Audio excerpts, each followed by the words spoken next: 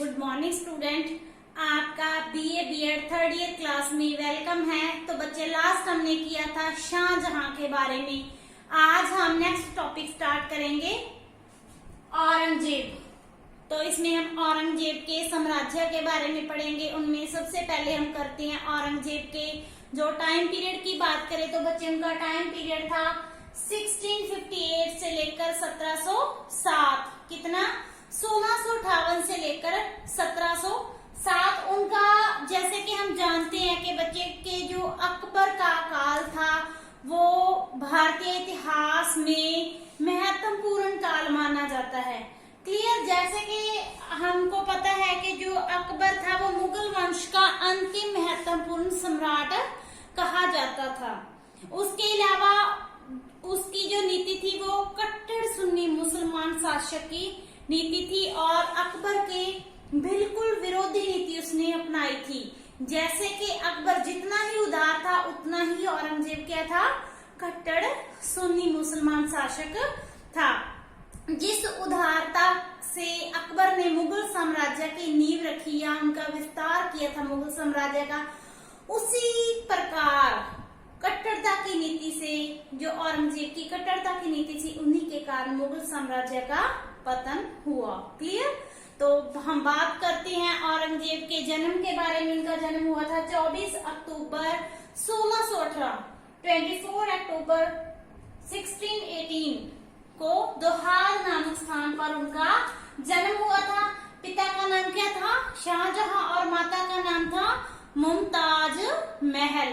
जैसे कि उनके 14 बच्चे थे, मुमताज महल और शाहजहां के 14 बच्चे थे और उनमें से जो औरंगजेब आता था वो 6ठे नंबर पर आता था। 6th नंबर पे कौन आता था? औरंगजेब। तो जब 1658 में 58 में शाहजहां के विरुद्ध उसके पुत्रों ने राजगद्दी के लिए संघर्ष किया या विद्रोह या राजद्रोह किया था, तो उस समय जो औरंगजेब था वो दक्षिण से उत्तर की ओर इस संघर्ष में भाग लेने के लिए वापस आ गया था और उसने गद्दी हथिया ली थी और इस प्रकार उसने 1658 में राजगद्दी हथिया ली और एक साल बाद 13 मई 1659 को क्या हुआ? उनका राज्यारोहण या राज्याभिषेक या राज्य तिलक हुआ था। तो इस तरह गद्दी पाने के बाद भी जैसे हर शासक के सामने समस्याएं आती है, वैसे ही औरंगजेब के समक्ष भी बहुत सी समस्याएं थी। पहली समस्या थी कि उनके जो विरोधी थे जिन्होंने उत्तराधिकार गद्दी के लिए संघर्ष किया था उनको शांत करना था। कि जो दरबार में उसके विरोधी सरदार थे, उसके भाई थे, उसके उच्च अधिकारी थे, उनको शांत करना औरंगजेब की प्रथम या पहली समस्या थी। दूसरी थी उनकी बिगड़ी हुई आर्थिक स्थिति। क्या थी? बिगड़ी हुई आर्थिक स्थिति, क्योंकि शाहजहां ने क्या किया था, हमने पढ़ा था ना पिछले लेक्चर में कि 4 करोड़ रुपए कहां पर उन्होंने खर्च कर दिए थे?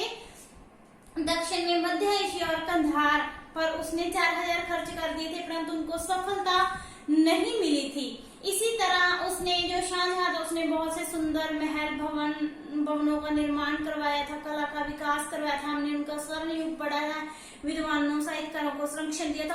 तो उसने पानी की तरह पैसा बहा दिया था, जिसके कारण क्या था? राजकोष खाली हो चुका था और जो औरंगजेब के सामने आर्थिक समस्या की स्थिति उत्पन्न हो गई थी। क्लियर?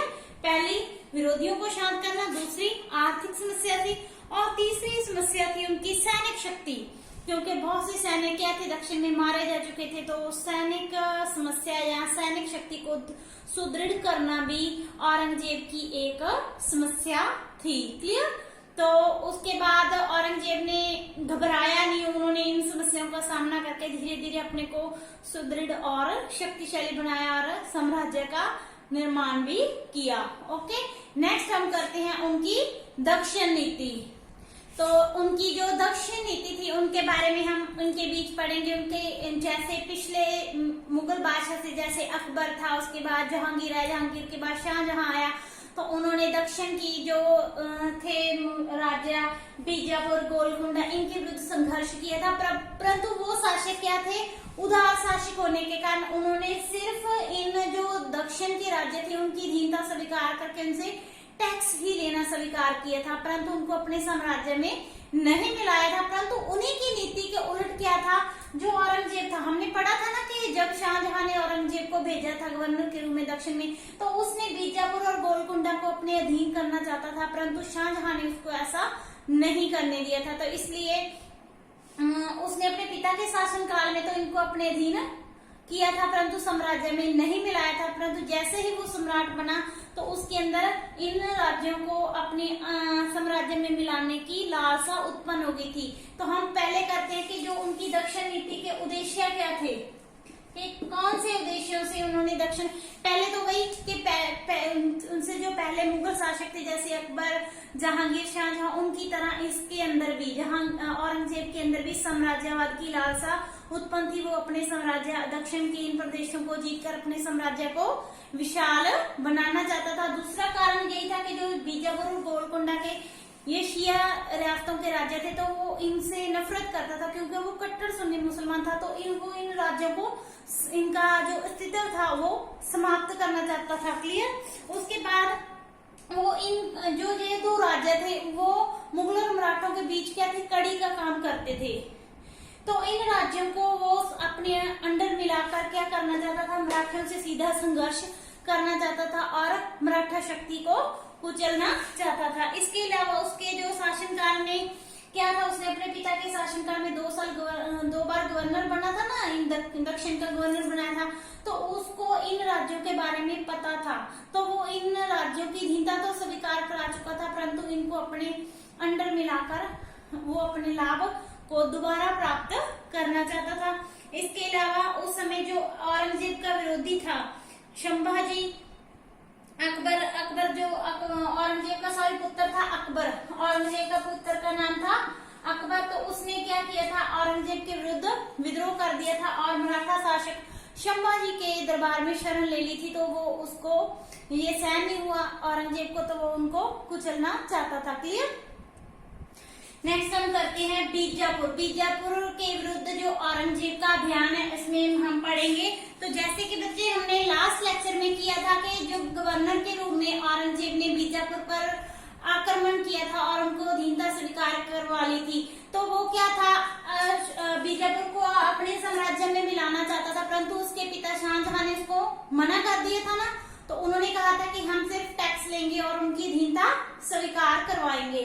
तो उस समय तो वो विवश होकर अधीनता स्वीकार करवा लेता है, संधि कर लेता है, परंतु जब वो सम्राट बनता है तो उसके बाद उसको ये मतलब अवसर मिल जाता है कि वो बीजापुर को अपने अधीन कर सके। तो उस समय जो बीजापुर का सुल्तान था आदिल शाह, उसने शाहजहां को दिए थे ना बिदर और कल्याणी के राज्य, परंतु जो औरंगजेब था वो 1665 में क्या करता है, राजा जयसिंह को भेज देता है। किसको, राजा जयसिंह को बीजापुर पर आक्रमण करने के लिए भेज देता है, परंतु राजा जयसिंह क्या करता है, मराठा सरदार संभाजी के साथ पुरंदर की संधि कर लेता है 1665 ईस्वी में। तो उसको फिर वापस बुला लेता है औरंगजेब और वापस आते समय 1668 में 1667 में क्या है, बुरहानपुर में उनकी मृत्यु हो जाती है। किसकी, राजा जयसिंह की। तो इस तरह क्या होता है कि उसके बाद जब वो वापस आता है तो उसकी बुरहानपुर के नाम स्थान पे मृत्यु हो जाती है। तो इस अभियान की सफलता के पश्चात मुगल क्या करते हैं, आने वाले 15 वर्ष, कितने 15 वर्षों तक बीजापुर वालों के साथ क्या करते हैं, संघर्ष अपना जारी रखती है। तो फिर वो 1672 में क्या होता है कि अभी उनका संघर्ष चल रहा होता है, अभी उनके भेदभाव मिटे नहीं होते, कि इन्हीं के दौरान 1672 में क्या होता है, जो बीजापुर का सुल्तान था आदिल शाह, क्लियर, उसकी मृत्यु हो जाती है और उसकी जगह उसका जो नाबालिग पुत्र होता है, 4 साल का पुत्र था सिकंदर आदिल शाह, उसको गद्दी पर बिठा दिया जाता है। तो क्या होता है, औरंगजेब को फिर अवसर मिल जाता है बीजापुर पर आक्रमण करने का। तो वो बहादुर खां को भेजता है आक्रमण करने के लिए, परंतु वो जो बहादुर खां होता है उसको सफलता नहीं मिलती। फिर औरंगजेब क्या करता है, बहादुर खां को वापस बुला लेता है और उसकी जगह भेजता है किसको, दलेर खां को। तो दलेर खां बीजापुर पर आक्रमण करता है और साथ ही वो उनके जो प्रधानमंत्री था सिकंदर आदिल शाह का जो बीजापुर का प्रधानमंत्री था जिसका नाम था सिद्दी मसूद। तो दिलेर खां क्या करता है, इनके साथ सांठ गांठ कर लेता है, मतलब इनको रिश्वत देकर इसको सिद्दी मसूद को अपनी ओर मिला लेता है। तो इसी के साथ वो जो सिद्दी मसूद होता है वो इसकी जो उनका पुत्री थी इसकी आदिल शाह की, उसका विवाह आजम खां से औरंगजेब के पुत्र अकबर के साथ करना तय कर देता है। क्लियर। परंतु इसमें भी उनको ज्यादा सफलता नहीं मिलती मुगलों को। तो फिर क्या होता है, वो दिलेर खां को भी वापस बुला लेता है। पहले बुरहान खां जाता है, उससे पहले जयसिंह, फिर बुरहान खां, फिर दिलेर खां। फिर क्या करता है, औरंगजेब अपने पुत्र आजम खां को बीजापुर के ऊपर आक्रमण करने के लिए भेजता है। क्लियर। तो जो उसकी दिलेर खां की सफलता वो उसकी आंखों में उसको आंखों में रटकने लगती है।